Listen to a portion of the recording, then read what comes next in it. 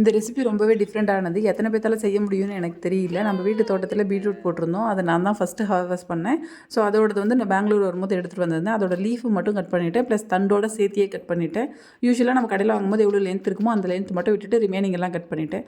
தண்டை மட்டும் ரொம்ப குட்டி குட்டியாக சாப் பண்ணிவிட்டு இலையை யூஸ்வலாக சாப் பண்ணி வாஷ் பண்ணி எடுத்துக்கிட்டேன். ஒரு பேனில் கொத்தமல்லி சீரகத்தை ட்ரை ரோஸ்ட் பண்ணிட்டு கொஞ்சம் ஆயில் ஆட் பண்ணிவிட்டு கடலப்பருப்பு கடலப்பருப்பு வந்து 2 மடங்கு உளுத்தம்பருப்பு 1 மடங்கு ஆட் பண்ணிவிட்டு அதே அளவுக்கு வந்து துவரம்பருப்பு ஆட் பண்ணிக்கோங்க. கொஞ்சம் இஞ்சி, ஒரு 2 பல் பூண்டு சேர்த்துக்கோங்க. காரத்துக்கு காஞ்ச மிளகாய், நான் ஒரு 2 காஞ்ச மிளகாய், ஒரு 5, 6 பல் சின்ன வெங்காயம் சேர்த்து நல்லா ரோஸ்ட் பண்ணி தனியாக எடுத்து வச்சுக்கலாம். அதே ஆயிலில் இல்லைனா கொஞ்சம் ஆயில் வேணால் சேர்த்துக்கோங்க. தண்டை முதல்ல சேர்த்துட்டு ஒரு 5 மினிட்ஸ் குக் ஆனதுக்கப்புறம் அந்த கீரையெல்லாம் சேர்த்துக்கலாம். சேர்த்துட்டு நல்லா வதங்கிட்டு அதுக்கப்புறம் கொஞ்சம் கொத்தமல்லி தழை சேர்த்துக்கோங்க. அதிகமாக வேண்டாம்.